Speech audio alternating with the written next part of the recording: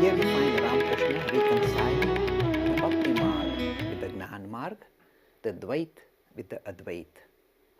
He is now reconciling various strands of Hinduism in one life.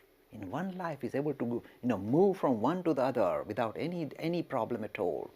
Kind of literally, whiz through all the variety of different pathways the Hindus are promoting, variety of different bhakti marks he practices, and immediately attains its conclusion successfully. The story has to continue. You see, this personality has come not only to reconcile the various strands of Hinduism, he has come to reconcile various religions too. Now we come across another personality comes to the Dakshineshwar temple. This person is a Sufi, a Muslim. In that particular temple, Muslims were welcome. They were fed, given separate food, and they were allowed to stay in the guest house there.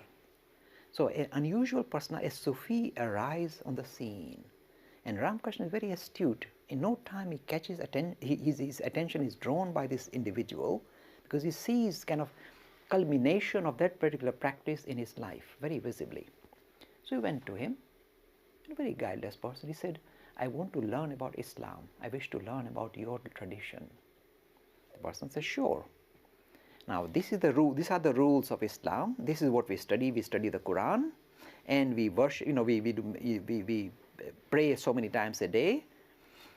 We eat this kind of food. Ramakrishna said, "I'll follow that."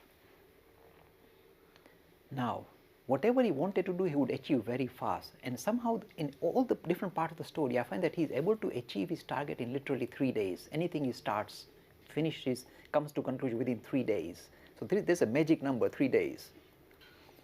So for 3 days, this Ramakrishna doesn't visit the mother goddess.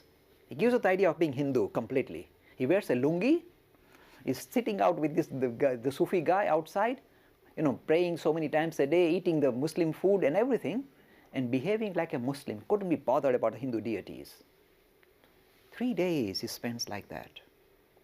At the end of 3 days, these are his words. He said, "I had a majestic experience. I saw a person with a long beard appear in front of me, and I don't know who that is. But then immediately my mind went from the idea of God with form into God without form and merged into that. And that experience that I had is no different from the experience I have when I follow the Hindu tradition. In 3 days, I achieved that." And this is unusual, because there is nobody in the history of mankind who has been able to successfully practice variety of different pathways within one tradition, let alone tradition of other religions.